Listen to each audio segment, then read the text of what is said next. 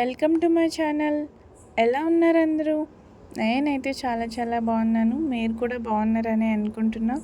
ఈరోజైతే నేను ఒక నా డేలో ఏమేమి చేశానో అవన్నీ ఈ వీడియోలో షేర్ చేసుకుందాం అనుకుంటున్నా. ఇంకా నేనైతే హైదరాబాద్ వచ్చాక ఇంటి నుంచి వచ్చాక ఇది ఫస్ట్ డే మండే. ఇంకా ఎర్లీ మార్నింగ్ లేచి కొంచెం ఫ్రెష్ అయ్యి యోగా అయితే చేశాను నేను. ఇంకా ఏది ఏమైనా కొంచెం టైం అయినా మన కోసం మనం కేటాయించుకోవాలి కదా. కొంచెం ఫిట్గా ఉండడానికని కాదు, కొంచెం టైం మన కోసం మనం కేటాయించుకోవాలని. ఇంకా ఈరోజు అయితే మండే కదా, శివునికి ఇష్టమైన రోజు. సో నేను అందుకని చాలా రోజుల నుంచి శివయ్య అలా ఉండిపోయారు నేను ఇంటికి వెళ్ళడం వలన. సో అందుకని ఈరోజు కొంచెం పాలు పెరుగు తెచ్చి అభిషేకం చేసుకున్నా. ఇంకా కొబ్బరి నీళ్ళతో కూడా అభిషేకం చేసుకున్నా. ఇంకా చాలా మంచిగా అనిపించింది ఈరోజు, నాకు చాలా పీస్ఫుల్గా అనిపించింది. ఇంకా ఎలానో మండే కదా, చాలా రోజులు అవుతుంది శివాలయంకి వెళ్ళి అని చెప్పి శివాలయంకి కూడా వెళ్దాం అనుకున్నాం. ఇంకా కొబ్బరి వాటరు, ఇంకా పాలు పెరుగు అన్నీ వేసేసాక కొంచెం గంధం మంచిగా పెట్టి ఇంకా ధూపం వేసి ఇంట్లో అయితే దీపం పెట్టుకున్నా. తర్వాత నాకు ఈ వారంలో అయితే చాలా మంచిగా శివయ్య ఉన్నారు అని అనిపించింది. ఆ స్టోరీ మీతో కూడా షేర్ చేసుకుంటున్నా, ఎండ్ వరకు చూడండి. ఇంకా ఇంట్లో మంచిగా దీపం పెట్టుకున్నాక కొంచెం పపాయ అయితే తిన్నా నేను. చాలా ఆకలిస్తుంది, అప్పటికే లేట్ అయిపోయింది అనిపించింది.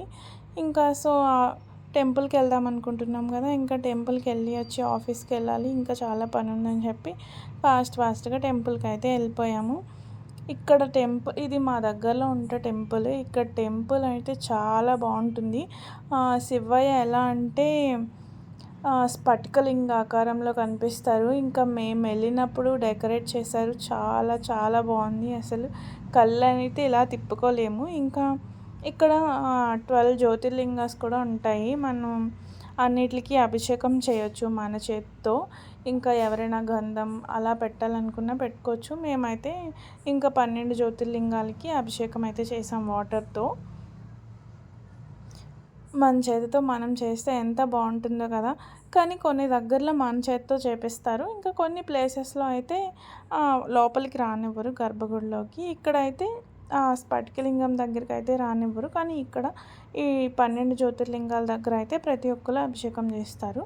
గుడి అంటే ఇంకా చాలా పీస్ఫుల్గా ఉంటుంది. ఇంకా శివయ్య అంటే చెప్పక్కర్లేదు.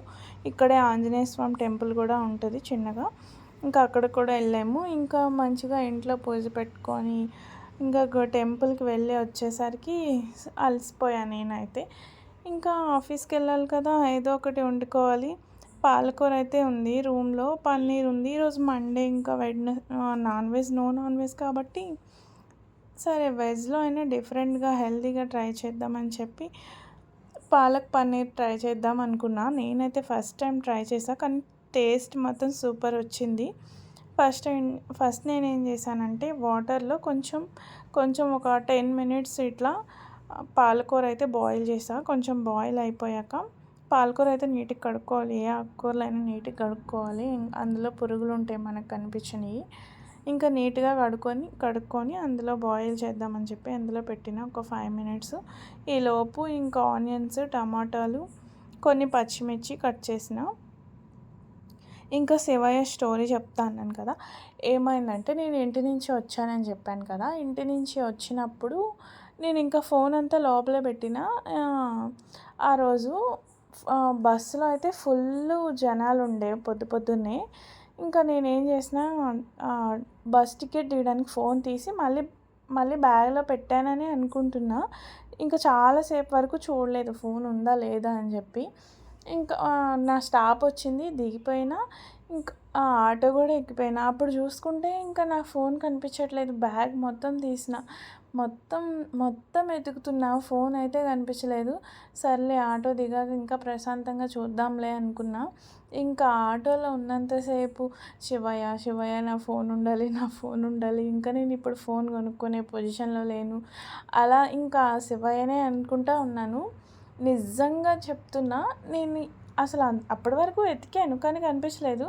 ఇంకా ఆటో దిగాను, బ్యాగ్లో చేయి పెట్టాను, ఇంకా అక్కడే నాకు కనిపించింది వెంటనే. ఇది మీరు నిజమా అని నమ్మచ్చు నమ్మకపోవచ్చు, ఏమో నేనే అక్కడ పెట్టి అక్కడ చూసుకోలేదేమో తెలీదు. కానీ నేనైతే నమ్ముతున్నాను నిజంగా శివయ్య ఉండి చూపించారేమో అని. ఇంకా నాకైతే చాలా బాగా అనిపించింది ఆ ఫీల్. మీకు కూడా ఇలాంటి సంఘటనలు ఏమైనా జరిగితే వీడియో కింద కామెంట్లో చెప్పండి. ఇంకా ప్రాసెస్లోకి వెళ్ళిపోదాం. ఇవి కొంచెం బాయిల్ అయినాయి కదా, బాయిల్ అయిన తర్వాత ఫస్ట్ అయితే పన్నీర్ ముక్కలుగా కోసుకున్నాం. మనకు కంగారు వచ్చేసి నేను ఇంకా పన్నీర్ కొంచెం సేపు బయట ఉంచలేదు, అలా ఫ్రిడ్జ్లో తీసి కట్ చేసేసా. సో అందుకని నాకు సేపు కరెక్ట్గా రాలేదు. పన్నీర్ ముక్కలు అయితే ఫస్ట్ చిన్నగా ఆయిల్ పెట్టి ఆయిల్లో వేపుకొని పక్కన పెట్టుకోవాలి. ఇంకా అదే ప్యాన్లో కొంచెం బిర్యానీ స్పైసెస్ చిన్న చిన్నగా వేసుకొని, ఇంకా అందులో ఆనియన్స్, టమాటాలు, పచ్చిమిర్చి, అల్లం, వెల్లుల్లి వేసి బాగా కొంచెం వేగాక మిక్సీలో వేసి దాన్ని గ్రైండ్ పేస్ట్గా చేసుకోవాలి. ఇప్పుడు ఒక ప్యాన్ పెట్టుకొని అందులో మనం ముందు నా బాయిల్ చేసాం కదా పాలకూర, ఆ పాలకూర అంతా మిక్సీలో వేసి మంచిగా గ్రైండ్ చేసుకోవాలి. ఆ గ్రైండ్ చేసుకుంది ఇది కొంచెం ఆయిల్ వేసి ఆ పాలకూర అంతా అందులో ఆయిల్లో కొంచెం ఫ్రై చేయాలి. అప్పుడు ఏంటంటే పాలకూర కొంచెం పచ్చి వాసన పోతుంది కదా, కొంచెం సేపు తిప్పాక కొంచెం ఆయిల్ పైకి తేలినప్పుడు అప్పుడు ఇంకా మనం ఆల్రెడీ పేస్ట్ చేసుకున్నాం కదా ఆనియన్స్, టమాటోస్ అవన్నీ ఇందులో వేసుకోవాలి. నేనైతే పాలకూర ఎక్కువ ఉందని చెప్పి ఎక్కువ వేసుకున్నా. మీరు కావాలంటే 1 or 2 కట్టలు వేసుకుంటే సరిపోతుంది. నాదైతే ఎక్కువ కట్టలు వేసా కాబట్టి నాది గ్రీన్గా ఉంది. సో ఇంకొంచెం సేపు వేగాక అందులో పసుపు, కారం, స్పైసెస్, నేనైతే స్పైసెస్ ఏమి యాడ్ చేయట్లేదు, ఓన్లీ ధనియాల పొడి వేస్తున్నా అంతే. ఇంకా అవి కొంచెం వేగాక ఈ పన్నీర్ ముక్కలు వేసుకున్నా నేను. ఇంకొంచెం వేగాక అందులో వాటర్ వేసేసుకొని దించుకోవడమే, అయిపోయింది. నేనైతే దీంతో పాటు చపాతీ తీసుకెళ్తున్నా బాక్స్. ఇంకా అప్పుడైతే రైస్ తిందామని చెప్పి రైస్ పెట్టుకున్నాము. కర్రీ అయితే చాలా బాగుంది. ఫస్ట్ టైం అయినా పర్ఫెక్ట్గా వచ్చింది. మీరు కూడా ట్రై చేయండి. హెల్త్కి హెల్త్ ఉంటుంది, ప్రోటీన్ ఉంటుంది, ఇంకా ఆకుకూర కూడా ఒకటి కవర్ అయిపోతుంది. ఆకుకూరలు డైరెక్ట్గా తినని వాళ్ళకి ఇది చాలా బాగుంటుంది. సో నాకైతే చాలా బాగా అనిపించింది. ఓకే, ఇంకా ఇంతవరకు చూసి సబ్స్క్రైబ్ చేసుకోలేదు కదా, సబ్స్క్రైబ్ చేసుకోండి.